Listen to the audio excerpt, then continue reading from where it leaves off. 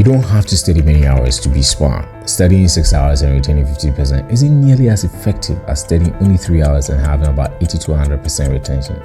You need to study smart. So here's the thing, learning can be all fun and is what you do in class, while studying is a different ballgame altogether. Studying is purposeful, it is intense and personal.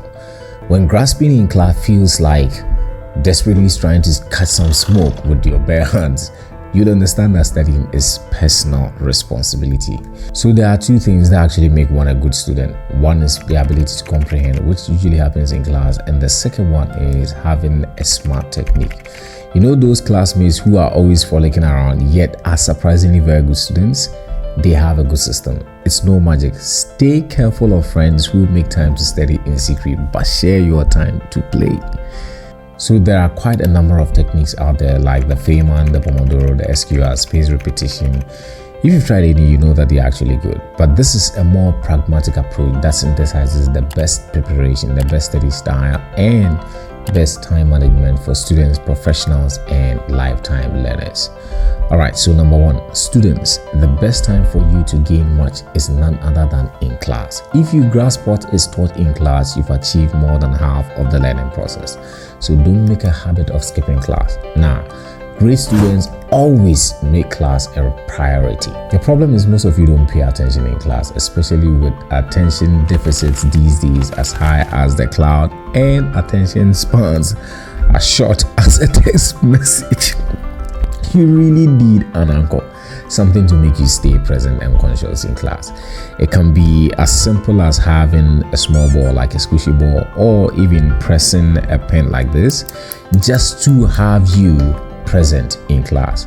Or even better, stop making a habit of sitting with folks who keep you distracted by unnecessary chit-chats in class. My unpopular opinion though is that you could play concentration games to anchor your attention to what's going on in class, especially if what's being taught isn't visually engaging. You tend to hear everything, so make notes while you can at this opportunity. Number 2. Set a mood and a mode for your study time. It's non-negotiable. It's your greatest arsenal against distractions. The best time to study is usually at night or at dawn into morning. This is the glorious secret to doing more with less. These times are crucial for undiluted peak concentration. There's practically no distractions around this time. No noise, no phone distractions, and the atmosphere is cozy. So if you must study beyond these two time windows, then set a place to reflect nearly the same conditions. If your room isn't conducive, go to the library. If you like reading in bed, stop and sit up because it sets your brain to be alert and mindful. If not, you will be caught in slow absorption and sleep. Number 3. Study with music, especially when you are distracted by external noise. So the simple logic here is that you are cancelling noisy sound with pleasant sound. So go for music without lyrics. It works best. Classical, lo-fi, frequency music, even movie soundtracks too. But you need to set it on repeat. The point is that the music becomes part of the learning process and subconscious programming. So you can literally recall a number of things you've learned when you replay the song in your head, especially in the exam room. Number 4. Is it 4? Not sure. But yeah, steady under great light, but not bright enough to make you uncomfortable. Now, having gone through the preparation stage, let us delve into the actual studying method. So, alright, we have 24 hours in a day, divided into 3 equal parts, and we'll have 8 hours for sleep, 8 hours for school or work, and the remaining 8 hours. You need just 3 to 4 hours, solid non-negotiable hours out of those 8 hours. 1 to 2 hours in the morning and 2 hours in the night. The rest you can do as you please. Just 3 hours for at least 4 to 5 times a week, and it will take a great misfortune for you to miss first class. Use active recall. I believe active recall is the best studying method, not rote learning. Start by stopping repetitive reading. We tend to have this idea that if we read and reread materials like 3 or 4 times, then we must have covered everything. Nope. That technique actually pales in comparison to doing active recall. So what is active recall? Active recall is the technique where you actively retrieve information from your memory by testing yourself through questions, flashcards, or self-created summaries. So the first thing you do is to read the entire material thoroughly for the first time and then recall from memory the block of ideas, not word for word, but the keywords and phrases, either by paragraphs or pages. Then and only then do you proceed to make side comments on the study material. Usually you can use funny comments to help you remember the idea. You can also make remarks with a pencil on the learning material by noting places of interest. You make notes in the book, but don't do copious notes, just straightforward stuff.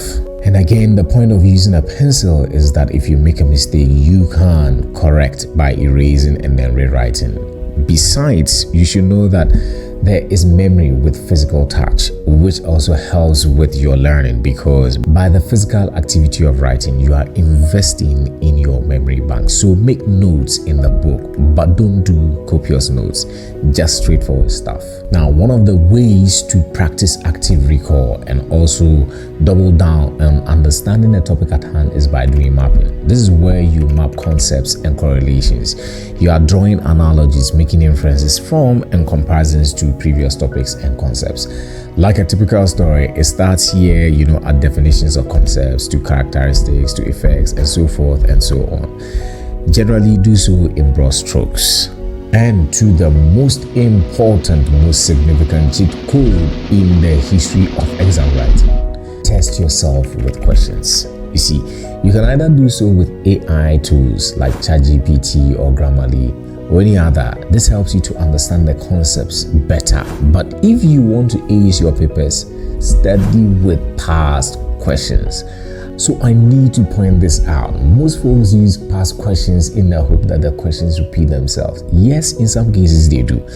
But the point of the past questions is primarily this: every examiner has a language, a pattern, the way he or she frames questions.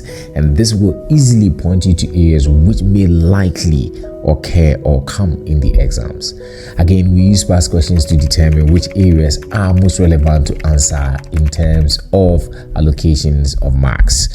Some areas or topics tend to have more marks than others, and the time allocated also helps you to become more efficient, especially when you have to work quickly within the set time given. Now let's talk about time management with regards to your studies.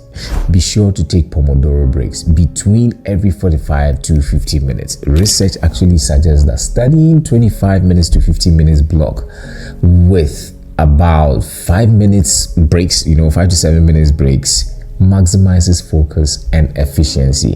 This refreshes your mind and reinforces what you studied. Now, I'm not a big advocate of study groups, but it works well, especially if you're a good listener. So study groups, the good ones, save you time, especially when you don't understand what was taught in class. It provides the opportunity to share what you've also learned. After all, you get to learn it twice. The reason I have a problem with study groups is that most often than not, the chit-chatting takes so much time and so much away from you when you could have actually done something better with the time. And finally, learn to manage stress. Look, this is so crucial. Stress on campus life and stress are like two sides of the same coin, flipping endlessly between exhaustion and pockets of excitement and anxiety. This is why you need to take power naps. Power naps are so refreshing. It has the power to refresh and recharge your system. And that's why you need to incorporate it into your schedule. Finally, don't wait till it's too late in the semester before you go cramming night after night before an exam. Start now before the exam. I might actually consider doing another video on how to study 24 hours to an exam. But this is the best method. The last minute learning is highly risky, so stick to this instead. And while this may sound pedestrian, I bet you this is one of the best advice to live by on campus. Eat well and stay hydrated. You will see the difference in your life and thank me later. It's been a good ride. Take care of yourself and all the best in life and on campus. I'll see you in the next video. Talk to you later.